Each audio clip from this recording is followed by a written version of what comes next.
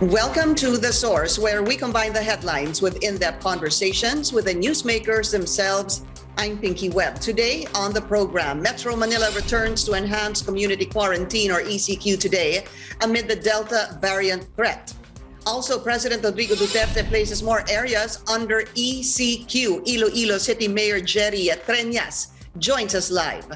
And later, as thousands crowd vaccination sites on Thursday, how does the government plan to improve vaccination and the ayuda distribution? Interior spokesperson Jonathan Malaya tells us more live.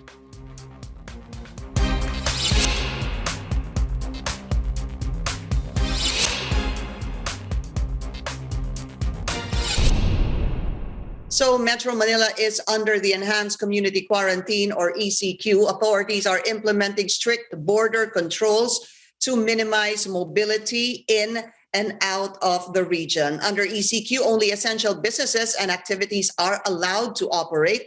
This is the third time Metro Manila was placed under the strictest form of lockdown since the start of the pandemic last year. Let's check the situation in a border control point in Quezon City, Rizal. Our senior correspondent, David Santos, joins us live. David, what can you tell us? Well, Pinky, vehicles stalled here at the San Mateo Bridge, now reaching to about 1 to 2 kilometers. Motorists, especially in four-wheel vehicles, can expect to be in crawling traffic from 30 minutes to about more than an hour. So you will have to allocate more travel time if you're hitting the road this morning and will be passing through this area. Well, this is just one of over 2 dozens of border control points set up all over Metro Manila. Expect more random police inspection points in other parts of Quezon City. The scene here this morning becoming way too familiar for many of us. After all, as we've mentioned, this is the third time Metro Manila has been placed under ECQ since March. We've been here before daybreak when the queue of vehicles was shorter, but as the morning progresses, more vehicles are crossing this border. Baton-wielding policemen requesting and checking the documents of every motorist and passenger. There are no exceptions. We saw government vehicles and even those being driven by men in uniform. They need to show their ID cards. There's a separate lane for motorcycles and bicycles. The flow of inspection in their lane relatively faster. Public transportation is available, though officers are strictly inspecting the number of passengers on board to ensure physical distancing. But we are also seeing a number of stranded commuters forced to walk due to the limited availability of buses and jeepneys. Those on foot, they will also have to show proof that they are authorized to leave their homes today. So basically, Pinky, it all boils down to the appreciation of our officers on whether they will accept your proof of exemption from the renewed strict lockdown beginning today. So better keep those identification cards and documents handy, Pinky. Get them ready. Thanks a lot, David Santos, reporting to us live. The police checkpoints at the borders of Muntinlupa and San Pedro in Laguna are now causing very heavy traffic. Our correspondent Rex Remito also joins us live. Rex, how are the commuters going to work dealing with this? Some of them have been forced to walk for a kilometer or two. As you can see right behind me, heavy traffic even before the border of Muntinlupa and San Pedro, Laguna. That's along the Manila South Road near Barangay Tunasan. They have no choice since they're considered essential workers, which means they have to be there despite the hard lockdown. They say their companies understand their situation, at least for those whom I've talked to on the street. But for others, commuters going to work, I'm not quite sure. Just like at the Muntinlupa-Laguna border, inspections at Las Piñas Cavite border are strict as well. The police are asking drivers and passengers for their IDs. They seem stricter than the usual. Those who don't have enough proof to be out are issued violation tickets. Only essential travelers can cross the boundary. They're called authorized persons outside of residence. Non-appers can also pick up or drop off essential workers to work. These drivers, however, have to show employment certificates. They also have to present a copy of their company's business permit. This is to prove that their company is part of those allowed to operate during the hard lockdown. The police are also checking the passengers inside cars.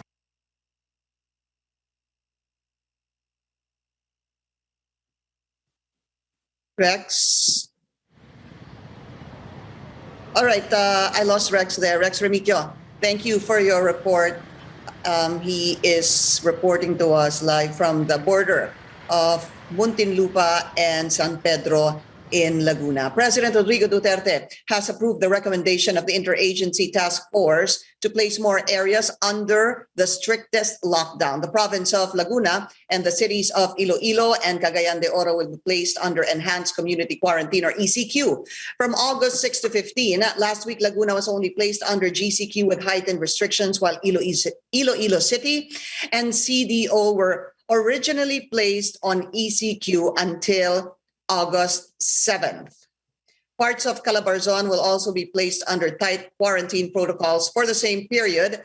Cavite, Lucena City, and Rizal will be under modified ECQ, while Batangas and Quezon will be placed under general community quarantine with heightened restrictions. Let's go straight to the source of the story. First off, we have Iloilo City Mayor Jerry Treñas. Mayor Treñas, welcome to the source and maraming salamat po sa inyong oras. Ay, magandang umaga, Pinky, at saka sa lahat na televiewers. Just to give the viewers also an update, no, Mayor, so ECQ kayo extended po until August 15? Yes, ECQ kami. It was reported by Harry Roque last night. Alam mo kasi, ang problema ng Iloilo City, ang lahat na level 3 hospitals ng Panay nandito sa Iloilo City.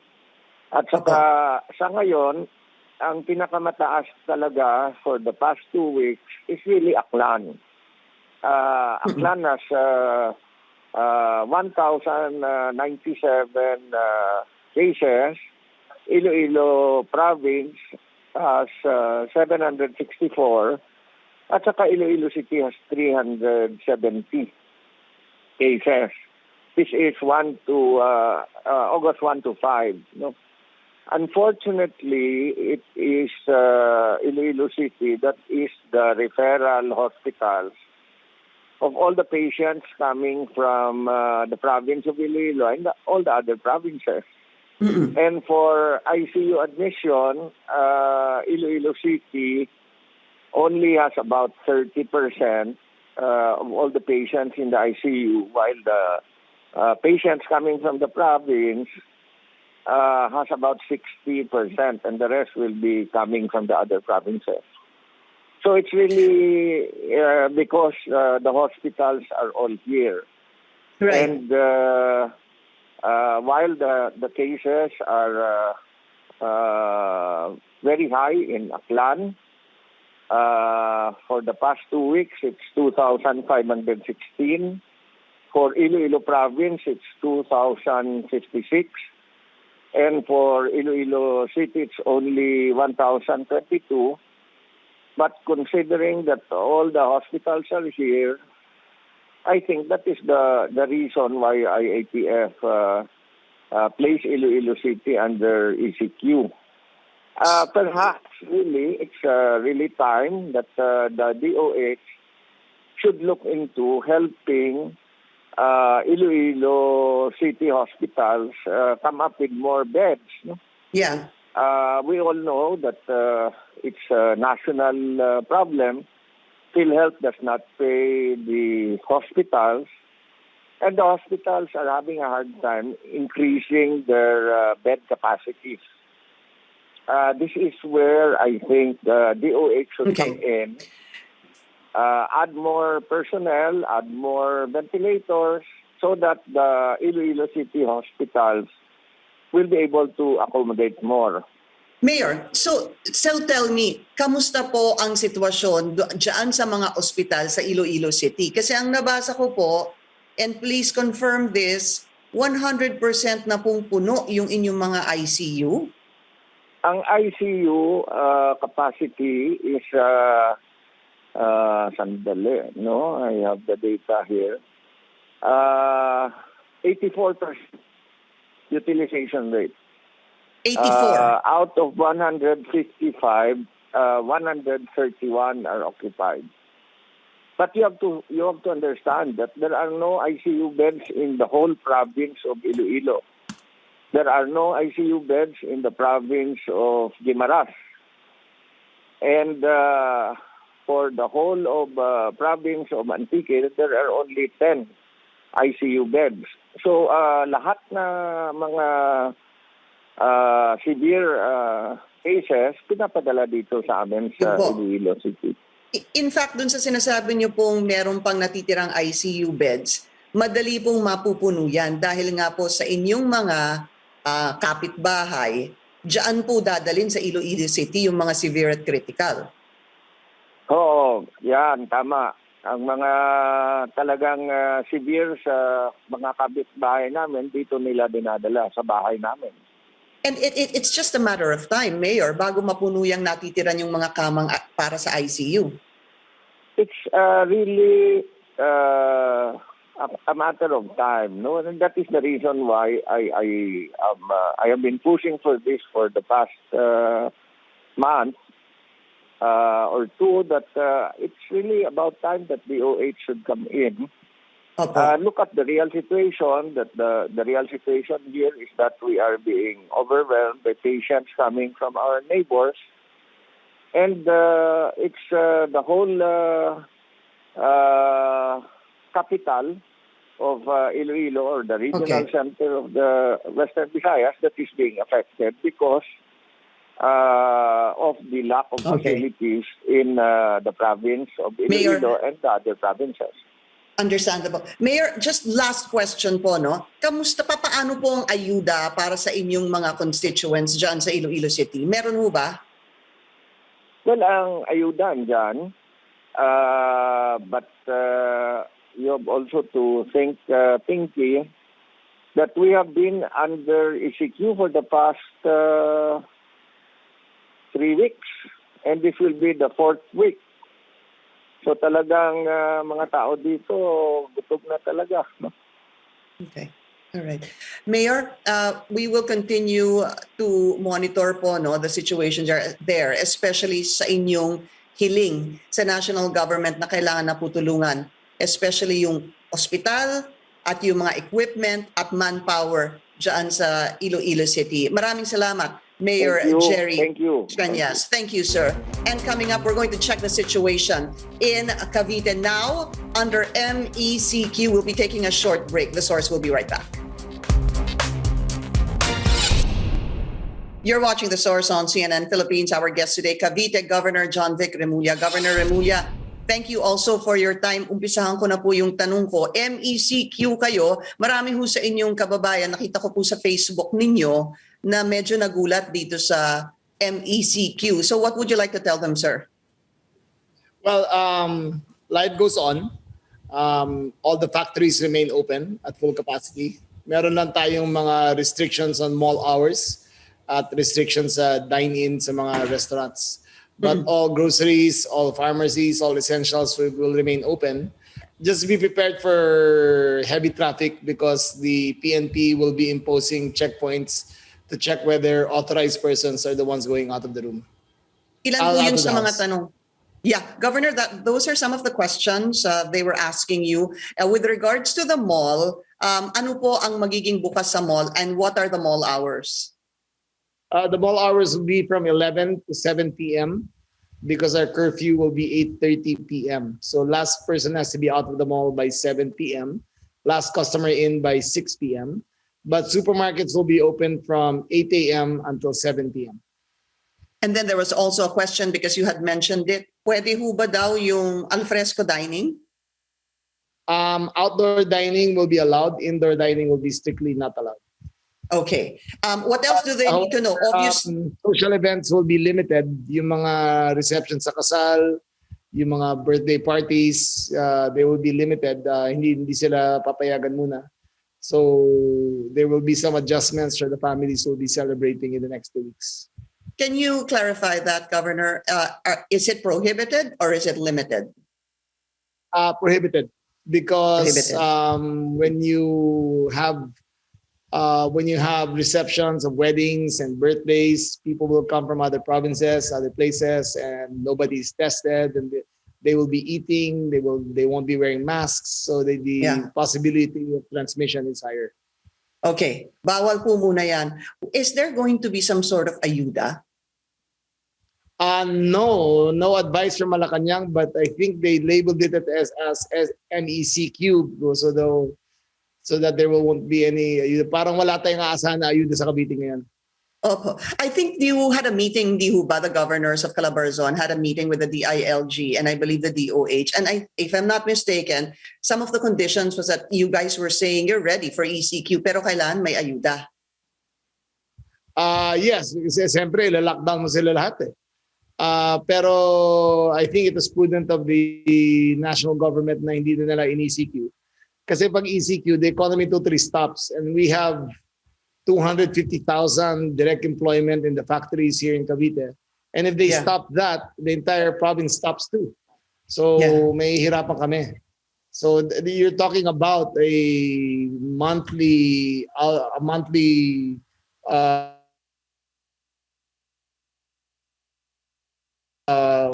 pesos emanating from the zones alone. So if they stop that even for 2 weeks, that's a big blow to our economy.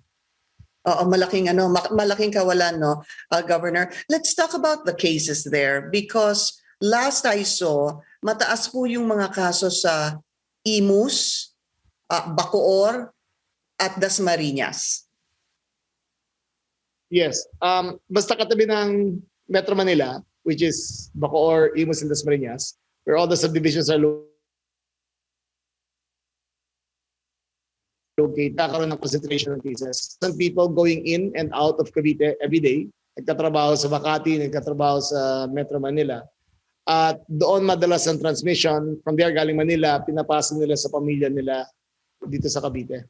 So those first three, amongst those three cities, there are probably 2,000 subdivisions.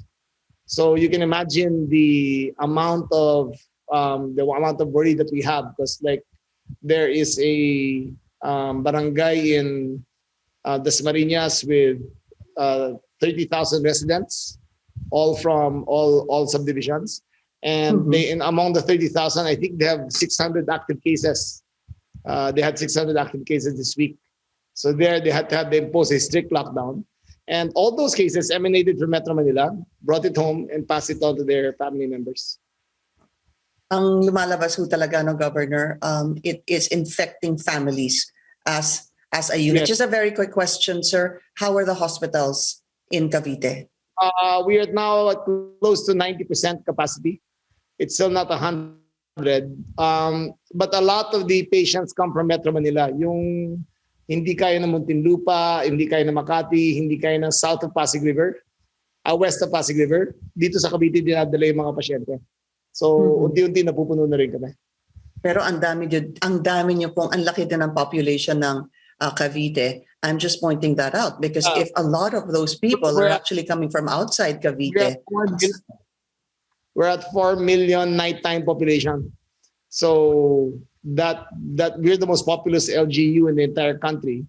Yet the vaccination rate, we've only received a total of 1 million doses for the past 4 months. So only around 500,000 have been fully inoculated here in the province.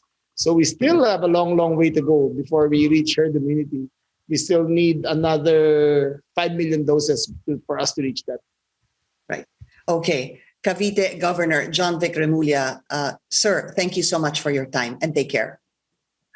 Okay, ma'am. Thank you. Thank you. Thank you, sir.